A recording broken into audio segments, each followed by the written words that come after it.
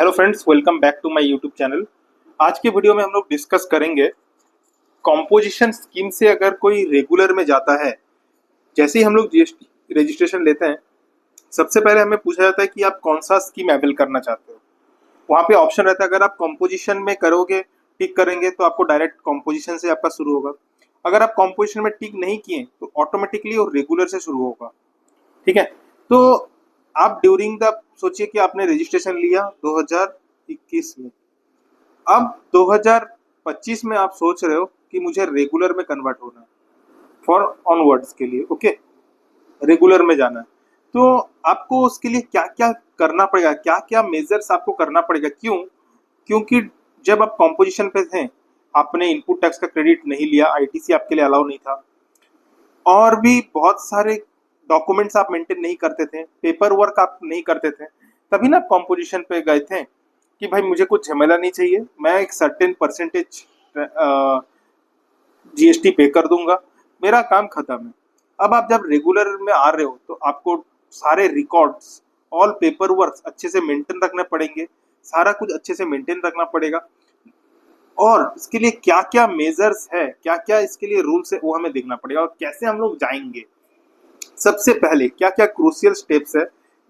सबसे पहले आप क्यों कॉम्पोजिशन स्कीम से रेगुलर जाने के लिए आप कैसे जा सकते हो। सबसे आपके लिए एक ऑप्शन है वॉलेंट्री, आपने वॉलेंट्री विड्रॉ कर लिया, या फिर आपका क्या है, जो टर्नओवर का थ्रेशोल्ड लिमिट है सेक्शन 10 में, वो आपका क्रॉस हो गया, एक्सीडिंग हो चुका है, उस केस में आप जा सकते हैं। और फिर थर्ड क्या है, making any supply of goods, जैसे कि आप जीए कॉम्पोजिशन में कुछ कुछ रेस्ट्रिक्शंस है, कुछ कुछ गुड्स हैं जो इसका आप सप्लाई नहीं कर सकते हैं। आपको ये भी बता दो, आप इंटर स्टेट सप्लाई भी नहीं कर सकते। अगर आपको इंटर स्टेट सप्लाई करना है तो आपको रेगुलर में ही जाना पड़ेगा। ठीक है, ई कॉमर्स ऑपरेटर आपका टीसीएस कलेक्ट करेगा, ठीक है, करता है, तो उस केस में भी आपको कॉम्पोजिशन आप नहीं ले सकते हैं। मैन्युफैक्चरिंग ऑफ नोटिफाइड गुड्स है, पान मसाला, आइसक्रीम, तो ये सब कुछ कुछ गुड्स है जिसके लिए आपको बताया गया है कि आप कॉम्पोजिशन में नहीं जा सकते हैं। लेकिन आप ये सब करना चाहते हो तो आपको रेगुलर स्कीम लेके ही करना पड़ेगा। तो अगर आप कॉम्पोजिशन स्कीम को विड्रॉ करना चाहते हो तो आपको कौन सा फॉर्म फिलअप करना पड़ेगा, जीएसटी CMP 04, ये फॉर्म आपको फिलअप करना पड़ेगा। और जब से आपके आपके ऊपर अप्लाई हो गया कि कॉम्पोजिशन से एज पर लॉ आपका थ्रेशोल्ड लिमिट क्रॉस हो गया, या फिर आप नोटिफाइड गुड्स, या फिर आप इंटरस्टेट सप्लाई करना लग गए हो, नोटिफाइड गुड्स मैन्युफैक्चर करने लग गए, तो विद इन 7 डेज के अंदर, उसके 7 डेज के अंदर आपको CMP 04 फाइल कर देना पड़ेगा। ठीक है, एंड आप क्या करें, फिर आप ऑप्ट आउट हो जाएंगे कॉम्पोजिशन लेवी से और आप रेगुलर में फिर शिफ्ट होंगे। साथ ही में आपको क्या करना पड़ेगा, आपका ड्यूरिंग द पीरियड आप जब कॉम्पोजिशन पे थे तो उस टाइम का आपका स्टॉक डिटेल्स भाया जीएसटी आईटीसी 01 फाइल करके आपको स्टॉक का पूरा डिटेल्स देना पड़ेगा। ठीक है, जिससे क्या ना आपको गुड्स के लिए आप मतलब stock of inputs and inputs content semi finished finished goods held by stock by you on the date on which the option is withdraw। ठीक है, with in a period of 30 days के अंदर आपको ITC 01 file करना पड़ेगा कि आपके पास क्या स्टॉक है ड्यूरिंग दैट टाइम, स्टॉक या फिर फिनिश गुड्स जो भी है। ठीक है, स्टॉक ऑफ इनपुट और इनपुट सर्विसेज जो भी हो, पूरा लिस्ट आपको तैयार करके फाइल करना पड़ेगा। इससे आपको क्या बेनिफिट मिलेगा, आपने जो स्टॉक को एज ए होल्ड करके रखा था as on date, at that date जिस दिन आपका कॉम्पोजिशन लेवी विड्रॉ हो रहा है, तो उस दिन आपके पास जो स्टॉक था उसको आपका क्रेडिट मिल जाएगा। और रेगुलर में आप जब जाएंगे ना, रेगुलर में आपको आउटपुट टैक्स लाइबिलिटी पे करने में ये स्टॉक लेस होके आपको क्रेडिट हेल्प करेगा अमाउंट लेस करने में। समझ गए मेरा बात को।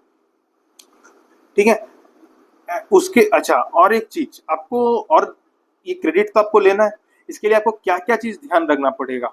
आपको सबसे पहले ध्यान रखना पड़ेगा आपका जो इनवॉइसेस है। सोचिए आप इस दिन को आप 12/7/2025 में एग्जाम्पल, इससे एक साल पहले 12/7/2024 तक का invoices, maximum 12 month invoices before the appointed date, सारा इन्वॉइसेस आपका होना चाहिए और इसी एक साल के अंदर के पीरियड का आइटम्स का ही आपको क्रेडिट मिलेगा एक तरफ से। क्यों? उसके पहले का मैक्सिमम 12 मंथ्स का लिमिट लगा दिया गया है। Issue 12 months before the appointed, 12 months back का आपको नहीं मानेंगे, 12 मंथ्स बैक, 12 मंथ्स के आगे का मीन्स जो 13th मंथ होगा बैक कैलकुलेशन में, उसका नहीं, जो 12 मंथ तक का होगा उसका जो भी है क्रेडिट आपको मिल जाएगा। वो सब इन्वॉइसेस आपको अच्छे से सब रखने पड़ेंगे। तो अगर आपका स्टॉक ऐसा है जो एलिजिबल है तो आप business entity can claim ITC, तब आप आईटीसी क्लेम कर सकते हो ऑन सच स्टॉक, उस स्टॉक पे दैट इज हेल्ड, जो क्या ना आपके पास है on the date of conversion, on the date of conversion such stocks आपके साथ है business entity, with business entity, उसका आप रेगुलर स्कीम में जब आप जा रहे हैं आउटपुट टैक्स लाइबिलिटी में, उसको against the output tax liability you can use it, understood. और ITC claimed on the stock based on the invoices that the business entity holds and the tax paid should be supported by relevant documents। आपके पास relevant documents भी होना चाहिए और वो documents कितने पुराने होंगे, और that documents should not be maximum or should not be, और उसको हम लोग ऐसा बोलते हैं that can be maximum 12 months from the appointed date। ITC on stock held on the date of conversion can be claimed only if the business entity has maintained the relevant documents such as invoices, bills to support the claim। आपके पास invoice या bill होना बहुत जरूरी है ये ITC claim करने के लिए। ड्यूरिंग द पीरियड, सोचे कभी आपका ऑडिट हुआ, डिपार्टमेंटल ऑडिट या नोटिस आया, तो ये आपको इनवॉइसेस प्रोड्यूस करने पड़ेंगे टू द डिपार्टमेंट। अगर आपको इनवॉइसेस नहीं मिले तो आपका आईटीसी रिजेक्ट कर दिया जाएगा। आई होप इट्स क्लियर कि मेरे को अगर कॉम्पोजिशन से रेगुलर में जाना है तो क्या क्या चीज मुझे ध्यान में रखना पड़ेगा। सबसे पहले हम फाइल करेंगे CMP 04। सबसे पहले हम फाइल किए, कब फाइल करना है? विद इन 7 डेज, जब से मेरे ऊपर कॉम्पोजिशन लेवी अप्लाई हो जाएगा, विद इन 7 डेज के अंदर मुझे फाइल करना है। उसके बाद मैं देखूंगा मेरे पास क्या स्टॉक्स है, क्या क्या इनपुट है, क्या फिनिश गुड्स है, क्या है, सब कुछ मैं देखूंगा। और फिर उसका क्या करूंगा, मैं ITC 01 फाइल करूंगा। कितना दिन के अंदर? 30 डेज के अंदर मुझे ITC 01 फाइल करना पड़ेगा, ठीक है। From the date the option is withdraw, 30 days के अंदर मुझे फाइल करना पड़ेगा। उसमें मुझे सारा डिटेल्स देना पड़ेगा और उसमें जो भी मैं डिटेल्स दूंगा उसका जो भी ITC आएगा वो ITC मैं क्लेम करूंगा, लेकिन मुझे देखना पड़ेगा उस सारा का इनवॉइसेस वगैरह मेरे पास रेडी होना चाहिए। Be back more than 12 months, ये मोस्टली इंपॉर्टेंट चीज है।